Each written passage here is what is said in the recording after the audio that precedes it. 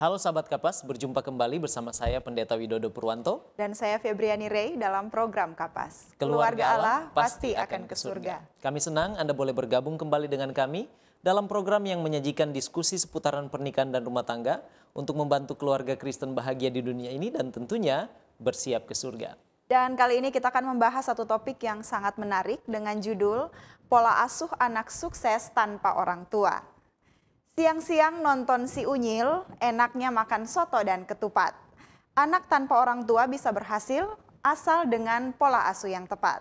Lantas bagaimana agar anak-anak yang tidak punya orang tua bisa memiliki masa depan dan berhasil? Temukan jawabannya sesaat lagi. Tetap bersama kami dalam program Kapas. Keluarga Allah pasti akan ke surga.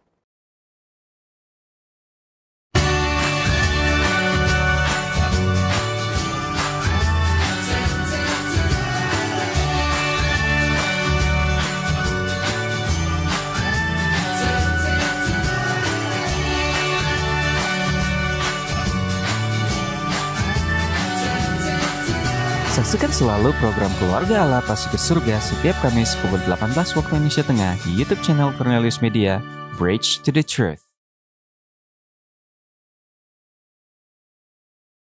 Masih bersama kami dalam program Kapas dan untuk membahas topik yang sangat penting ini, saat ini sudah hadir bersama kami di studio Cornelius Media, narasumber kita yaitu keluarga Pendeta Raranta Mamesa. Menamatkan pendidikan dengan gelar Master of Ministry dari IAS Filipina pada tahun 2006, Pendeta Raul C.A. Raranta saat ini melayani sebagai Direktur Departemen Penata Layanan Gereja Masehi Advent Hari ke-7 Daerah Conference Minahasa.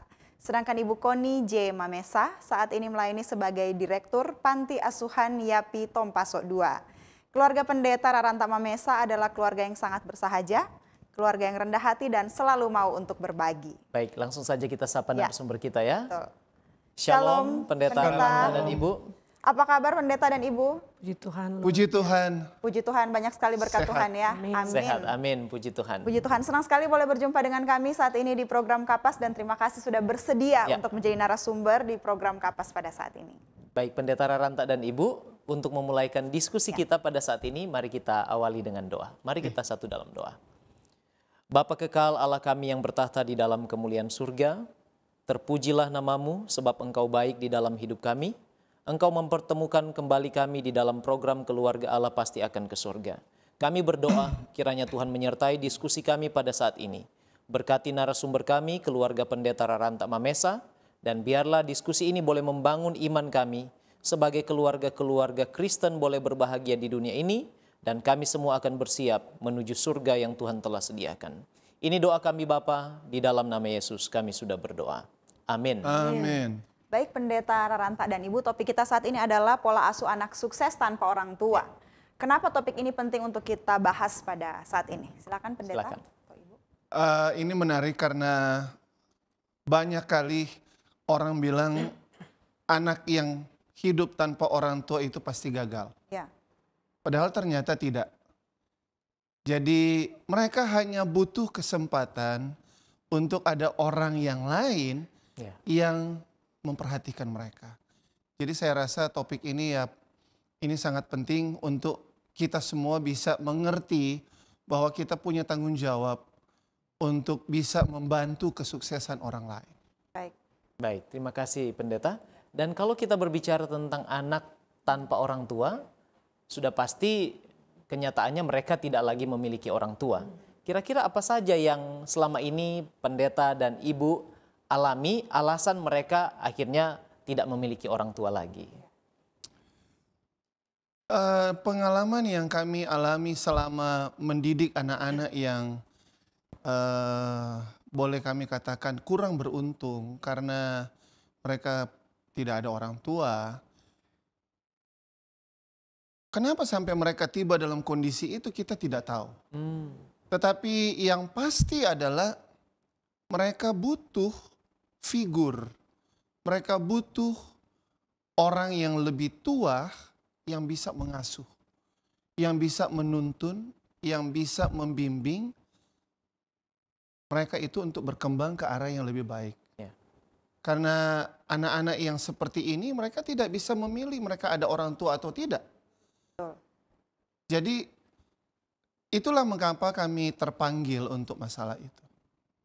Baik, artinya apapun alasannya, ini boleh menjadi perhatian bagi kita bahwa anak-anak ini tidak lagi punya kesempatan memilih, tidak punya kesempatan memilih, namun mereka harus dididik, dibesarkan juga ya, pendeta. Betul. Nah, menurut pendeta dan ibu melalui pengalaman mengasuh anak-anak yang tanpa orang tua ini, kira-kira kegiatan apa yang dilakukan setiap hari? Kemudian apakah ada pengalaman yang menarik dalam kurun waktu pendeta dan ibu ini mengasuh mereka? Oke, kebetulan kami berdua ini sudah 25 tahun menikah. Ya. Dan puji Tuhan sampai saat ini belum ada Raranta Junior. Baik. Jadi kami belum pernah punya pengalaman bagaimana mendidik anak. Tetapi tahun 2014 kami mendapat tanggung jawab untuk mendidik anak-anak yang ada di panti asuhan. Kebetulan waktu itu saya pribadi terpanggil menjadi kepala panti sebelum Ibu Baik. Raranta menjadi kepala panti. Dan banyak dinamika yang kami temui karena anak-anak ini datang dari berbagai macam latar belakang. Dan yang menarik adalah mereka akhirnya tiba dalam satu titik panggil saya ayah, panggil istri ibu, bunda, sehingga kami menjadikan kelompok itu menjadi keluarga kami sendiri. Dan puji Tuhan, ya kami membentuk satu nuansa rumah, satu nuansa keluarga, sehingga papa mama anak itu komunikasinya seperti satu keluarga yang benar-benar papa mama anak. Baik. Betul ya. Jadi menarik sekali itu ya. Ya. Dari Jadi pengalaman itu yang terjadi. tidak punya artinya tidak punya keturunan secara biologis. Iya. Ya. Namun kemudian dipanggil ayah, ibu oleh anak-anak yang dipercayakan oleh Tuhan untuk diasuh ya. Ya. Bagaimana perasaan ibu kira-kira pada waktu pertama kali diberi tugas tanggung jawab untuk mengasuh anak-anak ini? Jadi pertama kali waktu kami diberikan kesempatan mendapat SK untuk melayani di panti asuhan, saya katakan kepada pendeta Raranta, kita tidak punya pengalaman karena kita tidak punya anak. Tapi kami juga berpikir begini, anak-anak ini kan titipan Tuhan. Kalau kami tidak mau melayani mereka, karena kan seringkali kan dalam konotasi, kalau kami dipindah tugaskan ke panti asuhan seakan-akan kami terbuang. Akhirnya kami berpikir begini, Tuhan ampunilah pemikiran kami kalau kami salah. Anak ini juga kan mereka kan umat Tuhan. Kami seringkali buat KKR, buang-buang uang untuk mencari jiwa. Nah, anak ini kan jiwa. Kalau kami tidak mau pergi untuk melayani mereka, siapa lagi yang bisa menolong mereka? Jadi saya juga terpanggil, walaupun saya katakan pada pendeta Raranta, kami tidak ada kami tidak mempunyai bagaimana? Karena kami mempunyai turunan, jadi kami tidak ada pengalaman untuk mengurus anak. Tapi puji Tuhan, Tuhan memberikan akal budi. Baik kami harus menolong mereka dengan latar belakang anak-anak yang terlantar, anak-anak terbiar. Tapi Tuhan izinkan untuk menjadi keluarga kami dan kami pun bersyukur kepada Tuhan diberikan kesempatan untuk boleh melayani, menolong anak-anak di panti asuhan. Baik. Jadi selama 9 tahun mengasuh anak-anak yang tanpa orang tua ini, kira-kira dari umur berapa anak-anak itu berada di bawah asuhan pendeta dan ibu? Jadi kalau untuk anak-anak yang paling kecil itu yang pernah kami asuh itu umur 6 tahun. Jadi masih belum sekolah. Dan sampai saat ini pun masih ada anak yang kelas 1 SD yang kami urus. Di panti asuhan ada anak yang sekarang sudah kelas 1 SMA. Dia itu kebetulan kami rawat dan asuh sejak dia masih kelas 2 SD. Kelas 2 SD. Dan puji Tuhan, dia bertumbuh berkembang dengan sehat sampai saat ini. Puji Tuhan ya. Nah sekarang pendeta dan ibu, saya ingin tanya, kira-kira sistem di panti asuhan ini seperti apa di dalam mengasuh anak-anak ini? Jadi kalau untuk sistem asuhan yang kami buat, sebenarnya tidak ada tidak ada sistem yang baku yang kami lakukan di situ. Hanya kami menciptakan satu nuansa yang seperti tadi saya katakan, satu nuansa rumah. Jadi itu menjadi satu keluarga besar. Jadi ya mereka semua itu seperti kakak beradik. Beradik ya. Kemudian kami berdua, dan kebetulan pengasuhnya hanya kami berdua sampai saat ini, tidak ada orang lain. Apalagi saya disibukkan dengan kesibukan seharian di kantor. Jadi hitung-hitungan hanya mama yang tinggal di rumah. Nah, sistem yang kami buat adalah yang lebih tua melihat yang lebih muda. Lebih mudah. Baik. Jadi kakak-kakak itu punya tanggung jawab untuk bagaimana mengurus adik-adiknya. Sehingga terciptalah satu nuansa kekeluargaan yang ada di dalam. Sehingganya tidak ada yang berkata, oh ini saya datang dari sini, dari situ, orang lain sepertinya. Mereka semua merasa mereka satu keluarga yang utuh. Betul. Jadi nuansa keluarga itu yang kami munculkan di tengah-tengah. Jadi seperti ada ikatan ya pendeta di antara mereka ya. Iya, jadi seperti ada ikatan, oh ini kakak saya, oh ini adik saya. Jadi mereka bukan lagi merasa orang lain. Jadi mereka merasa bahwa ya inilah keluarga saya. Betul. Ada berapa banyak pendeta dan ibu anak-anak yang dirawat saat ini? Kalau mulai dari dari tahun 2014 ya. Nah, yang sekarang. Oh, yang sekarang Ya. ada 53 anak. Baik, baik. Sebagai ayah dan bunda terhadap 53 anak yang saat ini dirawat, kira-kira pendeta dan ibu secara umum apa saja tantangan yang kira-kira dihadapi oleh anak-anak ini? Iya. Karena sudah yang tidak punya orang tua pendeta lagi. dan ibu lihat Iya. mereka Yang paling mengenal gumuli. anak-anak ini, betul. Memang kalau 53 anak itu pasti ada 53 karakter. Iya. Dan puji Tuhan 53 anak ini bisa kita satukan di dalam satu hal, yaitu takut akan Tuhan. Karena biasanya kalau mereka takut Tuhan, pasti mereka dengar-dengaran, pasti mereka lebih suka untuk menurut.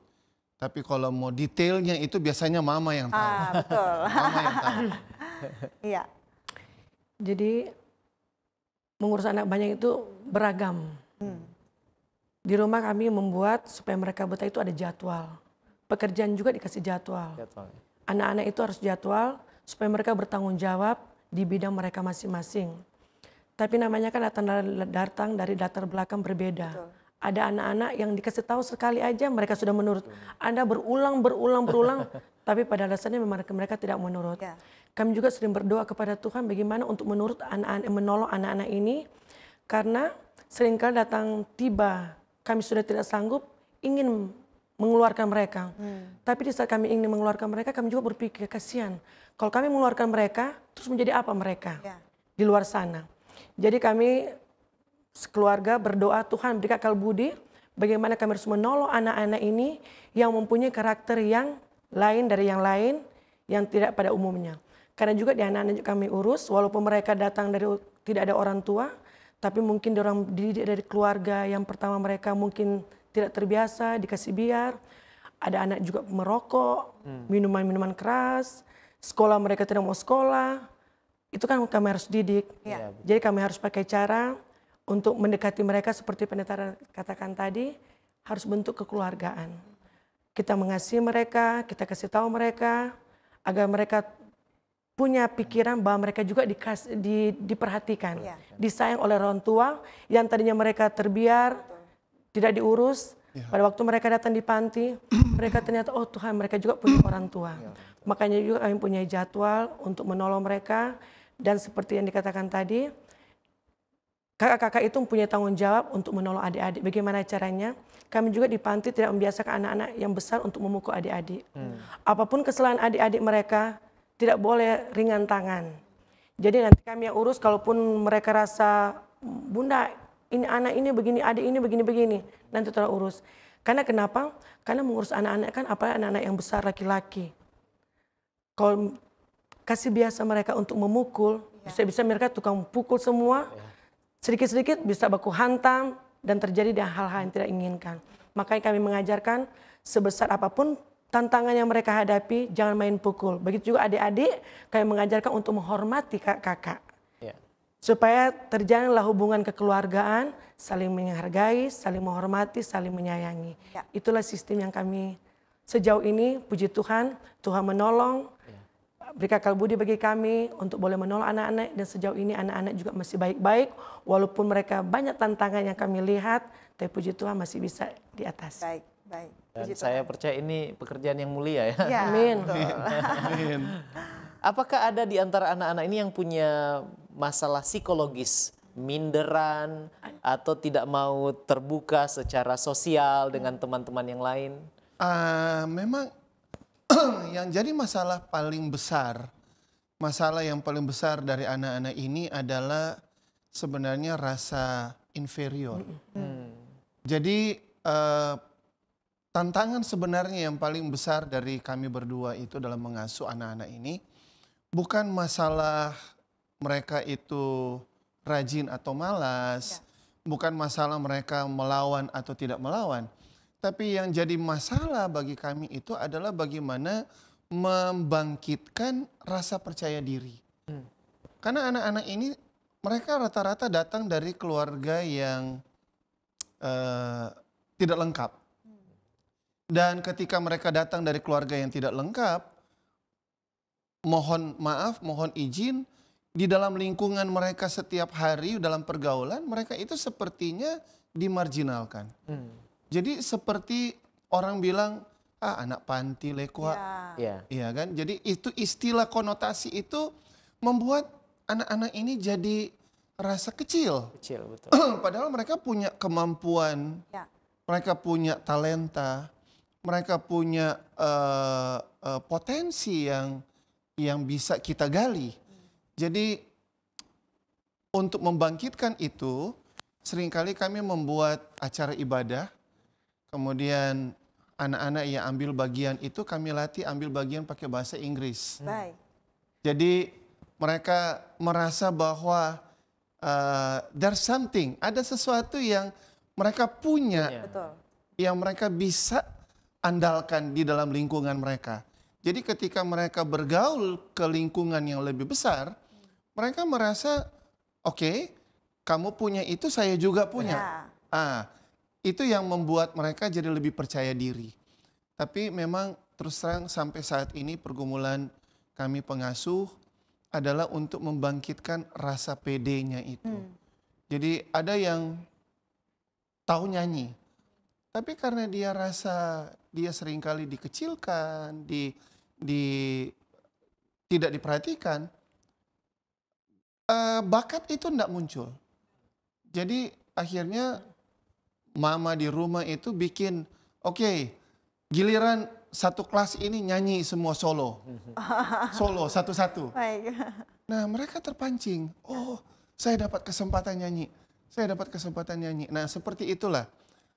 Kemudian ada lagi yang dibikin di rumah itu anak-anak dikasih ayat hafalan, berapa ayat hafalan itu? Ada kali yang pakai 200 bisa. 200 ayat hafalan.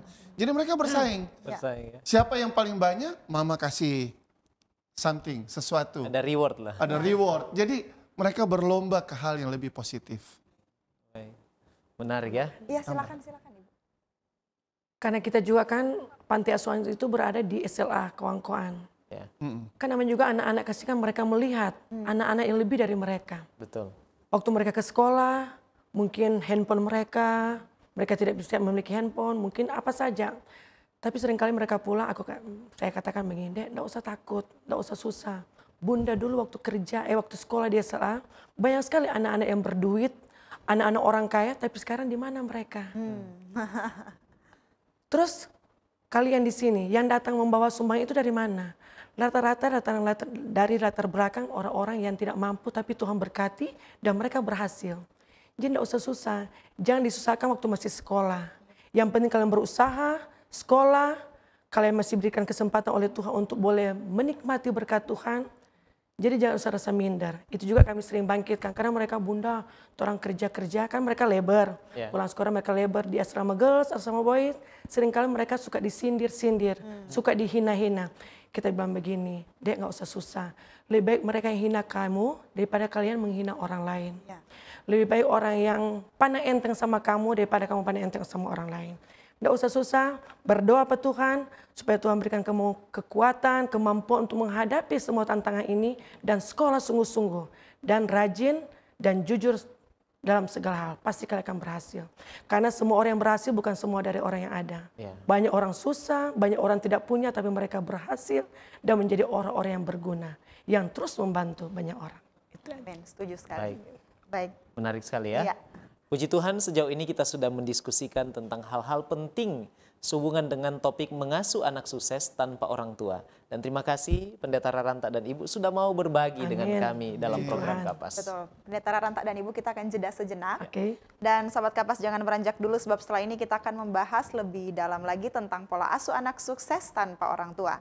Kami akan kembali sesaat lagi dalam program Kapas. Keluarga Allah pasti akan ke surga. Tahukah Anda, buah adalah sumber vitamin dan antioksidan alami yang dapat meningkatkan metabolisme tubuh. Sayur memperlancar buang air besar dan dapat menurunkan risiko terkena berbagai penyakit kronis. Selalu mengonsumsi air mineral untuk menjaga keseimbangan cairan tubuh. Berolahraga dengan teratur dapat membantu kita mengendalikan berat badan. Selalu beristirahat yang cukup agar tubuh tetap sehat dan bugar. Jangan lupa untuk selalu menyaksikan program live di YouTube channel Cornelius Media, Bridge to the Truth.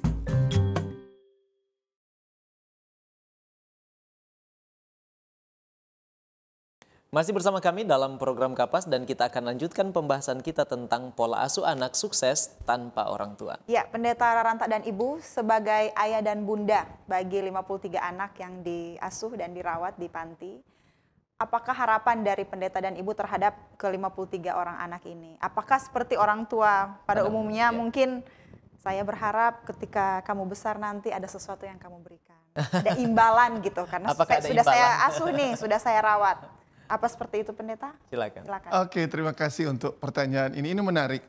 Jadi selalu yang kami katakan kepada anak-anak, kalau boleh kalian itu berhasil dan mencapai satu keberhasilan yang melebihi kami dua. Jadi kalau boleh sekarang kalian itu jadi warga panti asuhan. Jangan nanti berikut anak kalian juga jadi warga panti asuhan. Jadi kalau boleh anak-anak ini sekarang jadi warga binaan di panti asuhan. Ya berikut jadi donatur panti asuhan lah paling sedikit. Ya kan? Dan selalu kami tekankan ke anak-anak ini. Jangan pikir mau balas Pak Ayah dan Bunda. Jadi kalau kalian berhasil dengan kalian tidak menjadi beban ke orang lain saja, itu sudah cukup untuk seorang anak yang tadinya menjadi seorang anak panti asuhan yang tergantung kepada pengasuh, dia mampu untuk berdiri sendiri saja, itu sudah satu achievement, satu pencapaian yang bagi kami keluarga itu sudah sangat luar biasa. Jadi selalu kami tekankan kepada mereka, kalau kalian mau membalas budi, balaslah kepada orang lain. Artinya ketika kalian berhasil, lihatlah orang yang belum seberuntung kalian. Kenapa? Karena ini akan membentuk satu rantai saling menolong. Karena terus terang, kami dua juga sebenarnya tiba di posisi ini karena bantuan orang lain. Dan pesan itu selalu diberikan bagi kami dua ketika kalian sudah berhasil. Jangan cari kami untuk balas budi. Tapi salurkanlah itu kepada orang lain yang membutuhkan. Dan itu yang kami sampaikan kepada anak-anak ini sehingga itu membentuk satu pesan berantai ke mereka. Baik. Kalau dari Bunda mungkin? Seperti yang Pendeta katakan juga benar, kami katakan dengan kalian berhasil itu menjadi kebanggaan kami. Kami tidak membutuhkan kalian menolong atau membalas budi, tidak. Tapi dengan kalian berhasil, dengan tidak menyusahkan orang lain, itu menjadi satu kebanggaan bagi kami orang tua asuh yang pernah menolong kalian. Jadi itulah harapan kami keluarga, kami sangat menginginkan anak itu berhasil. Betul. Karena melihat mereka punya keadaan kasihan juga. Jadi saya sudah bilang sabar menghadapi segala sesuatu, berdoa sama Tuhan kalau kalian menghadapi begitu banyak tantangan dari kami orang tua, karena juga kan kami sering keras. Kalau anak-anak yang kami tidak keras, mereka mau jadi apa? Ya. Tapi artinya keras dalam hal positif untuk menolong mereka, untuk mereka boleh berhasil. Karena melihat keadaan dunia sekarang, walaupun orang tua banyak, walaupun orang tua memiliki segala sesuatu, kalau anak-anak tidak ditolong dengan benar, banyak tidak jadi orang. Jadi saya katakan kepada mereka, Bunda Dian sangat menyayangi kalian. Jadi tidak usah balas apa yang kami berikan, tapi balaslah kalian dengan berhasil, dengan tidak menyusahkan orang lain, dengan menjadi berkat bagi banyak orang. Itu sudah menjadi kebanggaan kami, orang tua yang Tuhan izinkan untuk boleh menolong mereka. Baik, puji Tuhan. Jadi intinya pertumbuhan karakter. Iya. Iya. Dan sesungguhnya ini pendeta adalah inti dari pendidikan Kristen ya. Betul. Betul. Nah, kira-kira faktor-faktor apa saja yang dapat mempengaruhi berhasil tidaknya mendidik anak-anak yang tanpa orang tua ini sampai berhasil? Mungkin pendeta punya wawasan umum tentang hal ini, bolehkah dibagikan dengan kami dalam program Kapas? Oke, jadi ini berdasarkan pengalaman yang kami jalankan selama ini, puji Tuhan, beberapa dari antara anak-anak asuh ini sudah ada yang menamatkan pendidikan S1. Dan ada yang mengikuti jejak ayah mereka jadi pendeta. Oh, puji Tuhan. Dan saat ini sudah melayani jemaat. Dan ada yang jadi perawat. Yang kami lakukan adalah, yang pertama kami membagi informasi untuk takut akan Tuhan. Itu yang pertama. Jadi nuansa yang ada di rumah itu adalah bagaimana mereka bisa tiba dalam satu titik untuk mengenal Allah. Yang kedua adalah kami membagi informasi kepada mereka untuk bertanggung jawab. Caranya bertanggung jawab, yang pertama adalah bertanggung jawab ke diri mereka sendiri. Jadi ketika mereka sudah bertanggung jawab ke diri mereka sendiri, maka mereka akan bisa dengan mudah bertanggung jawab kepada lingkungan di sekitar. Dan ketika mereka sudah bertanggung jawab ke diri mereka sendiri, maka pendidikan mereka pasti akan lancar. Kemudian yang lain-lain pun pasti akan bagus. Dan yang ketiga yang kami buat adalah kami memberikan mereka keyakinan diri bahwa mereka bisa. Mereka bisa. Jangan pernah tiba di dalam satu kondisi saya tidak bisa. Jadi selalu kami coba untuk bangkitkan kata I can do it. Saya bisa lakukan itu. Jadi mereka jangan dulu menyerah sebelum mereka mencoba sesuatu. Dan puji Tuhan, ya itu yang mereka lakukan sampai ke jenjang pendidikan yang lebih tinggi. Dan puji Tuhan ada satu anak asuh kami yang saat ini sudah ada di Belanda. Dia yang tadinya sama sekali tidak tahu bahasa Inggris, tapi karena semangat aku bisa, dia coba untuk belajar dan dia ketemu dengan seorang sponsor yang mensponsori dia untuk berkuliah di negeri Belanda. Dan puji Tuhan,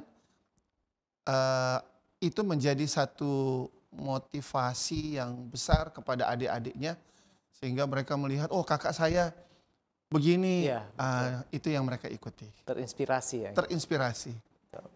Baik pendeta, saya ringkaskan ada takut akan Tuhan, melatih mereka untuk bertanggung jawab dan bangun optimisme ya pendeta. Betul. I can do it, I can do it. Tidak ada yang mustahil kalau kita semangat dan terus optimis di dalam diri. Dan itu satu lagi, yang mungkin perlu kita ingat adalah pendampingan. Jadi di saat mereka menjalankan 3 poin tadi itu, ya kami mendampingi mereka. Karena selalu saya ingat apa yang mereka butuhkan. Seperti kata bahasa Inggris, they need a smile from a father. Mereka perlu senyuman dari seorang ayah. Dan mereka perlu belayan kasih dari seorang ibu. Kenapa? Karena dua hal ini yang mereka tidak punya selama ini. Jadi sebenarnya dengan kita sebagai ayah tersenyum kepada mereka tulus, mereka merasa bahwa oh papa dukung saya. Ketika ada belayan kasih dari bunda, mereka merasa oh mama dukung saya. Walaupun sebenarnya kita ini hanya papa dan mama tanda kutip. Tapi itu membangkitkan mereka untuk bisa semangat dalam hidup. Pendampingan dan kasih sayang ya, Iya. Pendeta. Baik. Baik, saya penasaran Pendeta, 53 anak yang diasuh Saat ini. Ya. saat ini, kan itu tidak mudah, secara finansial membutuhkan jumlah yang tidak sedikit Pendeta. Kira-kira bolehkah Pendeta bagikan perbuatan ajaib Tuhan, bagaimana Tuhan memberikan apa yang diperlukan itu kepada Pendeta dan Ibu sebagai pengasuh dari anak-anak ini? Oke. Mungkin nanti sebentar mereka punya bunda tambah, tapi yang kami buat selama ini adalah setiap Rabu malam dan Jumat malam itu ada meditasi Alkitab, dan setiap hari Sabat pertama dalam bulan yang berjalan itu ada doa dan puasa, dan itu rutin dilakukan. Jadi tujuannya hanya satu, supaya gudang boleh terisi dengan penuh. Dan itu awalnya adalah ketika tahun 2014 kami punya pengalaman kering. Kenapa saya katakan pengalaman kering? Jadi waktu itu di gudang tinggal ada 1 karung beras yang isinya tidak bisa kami gunakan semua karena berasnya sudah rusak, tapi hanya tinggal sedikit. Kemudian bunda mereka ini bikin bubur. Sisanya itu dibikin bubur. Sambil anak-anak makan, kami terpikir untuk kenapa kita tidak minta kepada sumber, yaitu Tuhan. Ya. Dan mulai saat itu, meditasi Alkitab dan puasa berjalan. Dan puji Tuhan sampai saat ini Tuhan mengirimkan banyak sekali orang yang baik hati untuk membantu. Baik makanan maupun untuk operasional sehari-hari. Dan itu yang kami selalu berkata puji Tuhan, karena kalau bukan Tuhan untuk menghidupkan 53 anak itu sesuatu yang mustahil. Mungkin lebih detail. Ya, silakan. Bunda mereka lebih detail lagi. Jadi mengajarkan juga anak-anak ini, walaupun mereka hidup di panti asuhan, tapi ada kalanya kan karakter mereka berbeda. Jadi sering saya mengajarkan begini, kalau kalian buang nasi, kalian tidak akan makan lagi 3 hari. Kenapa? Kalian masih bersyukur masih bisa makan. Coba kalian lihat jauh di seberang sana masih banyak orang-orang yang tidak punya makanan. Kalian bersyukur mempunyai orang tua yang baik hati, yang mau menolong mereka. Jadi kami mengajarkan anak-anak tidak boleh buang nasi, walaupun nasinya, makanannya mungkin tidak enak untuk ditelan. Bukan, ada kalanya kan kalau cuma hanya sayur, tempe, tahu, mereka kan pikir, aduh bunda kok berdoa aja sambil telan tuh makanan. Terus sekolah bener-beneran supaya kalau mau berhasil, boleh makan apa yang kalian inginkan kalau kondisi berhasil. Tapi selama ini masih di panti asuhan, masih bisa makan, dia tolong jangan buang-buang makanan. Karena orang yang bantu juga apa kalian itu nggak semuanya orang kaya. Ada orang yang juga pas-pasan hidup mereka, tapi mereka punya baik hati untuk menolong anak-anak, untuk menolong anak-anak panti. Jadi kami juga mengajarkan tidak boleh buang-buang makanan dan boleh memakai sesuatu itu harus bukan hemat-hemat, tapi yang penting cukup, jangan terlalu over, contoh sabun, mau masak segala sesuatu harus diukur, yang penting semua kenyang. Jadi kami juga mengajarkan begitu supaya orang masih boleh menyimpan. Adakah anak-anak mungkin karena terlalu banyak bantuan, dia seenak-enaknya mereka pakai, baik baju seenaknya pakai. Jadi saya mengajarkan juga mereka kalau mereka buang-buang baju atau sama, mendingan kalian nggak usah pakai baju. Dan saya pernah ajar itu anak-anak itu berdiri tengah, karena bajunya dari dicuci, sudah dikasih aja, sudah dikasih sabun, dia cuek, dia nggak mau tahu. Hanya kayak mengajarkan dia berdiri di atas, nggak usah pakai baju, kan dia malu. Akhirnya dari situ mereka juga, oh iya ya, bunda kotoran yang boleh buang-buang segala macam harus tidak boleh over-over, artinya cukup. Dan makanan juga harus masak yang cukup supaya Tuhan berkati. Kadang juga kalau terlalu buang-buang makanan, terlalu merasa banyak, pada orang di sana banyak yang tidak makan, jadi nanti orang yang susah. Jadi kan saya juga mengajarkan, lihat orang yang di bawah kalian. Supaya kalian rasa bersyukur. Kalau melihat orang yang di atas kalian, kalian tidak pernah akan rasa bersyukur, dan akan mengeluh sama Tuhan. Jadi itulah pengalaman kami untuk mendidik anak-anak. Menghargai apa yang menghargai Tuhan apa telah yang karuniakan ya, dengan ucapan syukur ya. Tadi Ibu tadi sempat sampaikan tentang mendidik ya, mendisiplin. Kira-kira apa ada sistem khusus di dalam menjalankan disiplin bagi anak-anak yang tanpa orang tua ini, khususnya di panti asuhan pendeta dan ibu? Disiplin yang kami jalankan adalah bagaimana mereka mengikut aturan. Jadi seperti tadi bunda mereka bilang berdiri, bukan berdiri tidak pakai baju, tapi dengan kata lain mereka berdiri di tengah dari kakak-kakak atau teman-teman mereka, dan mereka harus bertanggung jawab untuk bersihkan mereka punya baju-baju yang tidak dicuci, tidak diurus. Karena banyak kali anak-anak ini kalau istilah orang Manado cuma mau bilang, itu tidak masuk di pikiran mereka. Jadi ketika kasih tahu, kamu berdiri di sini, ini baju kotor kamu, dilihat oleh teman-temannya, mereka ada rasa malu. Jadi, oh iya ya, saya punya baju kotor banyak rupanya. Nah, bagaimana supaya ini baju kotor tidak ada? Cuci, ya kan? Nah, ketika mereka cuci, mereka punya baju, ada rasa tanggung jawab. Ada rasa tanggung jawab bahwa, oh saya tidak bisa harap orang lain cuci saya punya baju. Saya harus cuci baju sendiri. Itu yang kami lakukan. Kemudian yang lain seperti tadi disentil buang makanan, mereka itu bebas nambah. Jadi kalau masih lapar, silakan tambah. Asal jangan buang. Silakan tambah, tapi dengan catatan jangan tambah kemudian dibuang. Ya. Jadi anak-anak di sana puji Tuhan sampai saat ini memang tidak ada makanan yang terbuang walaupun ada hewan peliharaan. Jadi hewan peliharaan itu mereka punya makanan bukan sisa dari anak-anak punya makanan, enggak, tapi dimasak sendiri. Dimasak sendiri. Jadi akhirnya kami suka bikin joke di rumah, kalau kami ada 53 anak tambah dengan 5 ekor hewan peliharaan jadi 58 warga. Oh, baik. Karena mereka juga dapat jatah makanan dari situ. Dan puji Tuhan anak-anak ini mereka punya rasa memiliki itu sudah mulai ada. Jadi itulah yang disiplin seperti inilah yang kami suka jalankan. Memang untuk fisik, disiplin fisik itu kami hindari, seboleh-bolehnya dihindari karena situasi yang ada saat ini. Baik, puji Ibu, Tuhan melimpah ya. Ada yang mau ditambahkan mungkin? Silakan.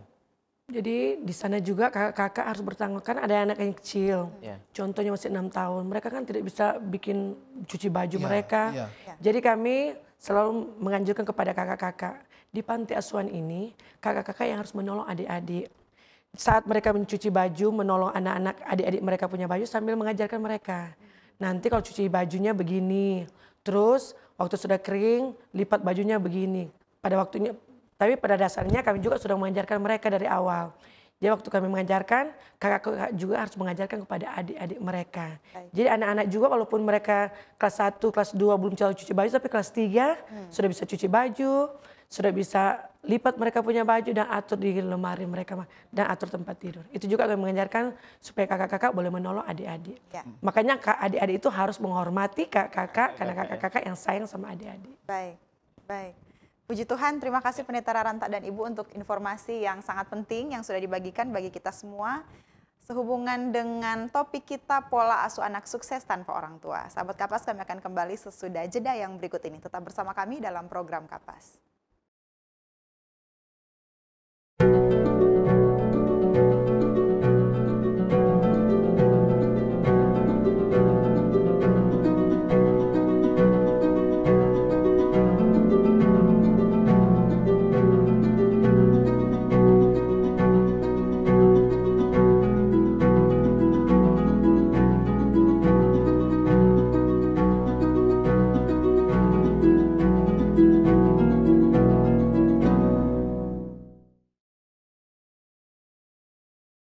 Masih bersama kami dalam program Kapas dan tidak terasa kita sudah tiba di segmen terakhir diskusi kita.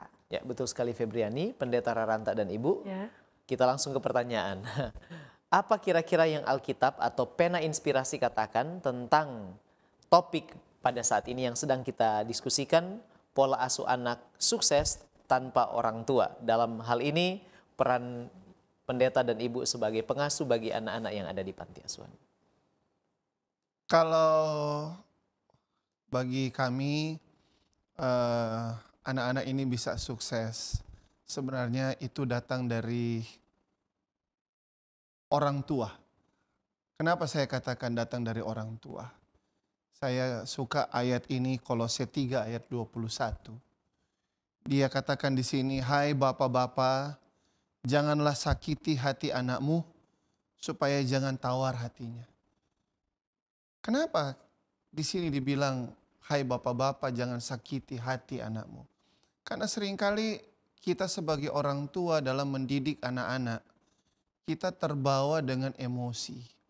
Kita terbawa dengan beban lingkungan, beban sehari-hari yang akhirnya kita coba lampiaskan ke anak-anak.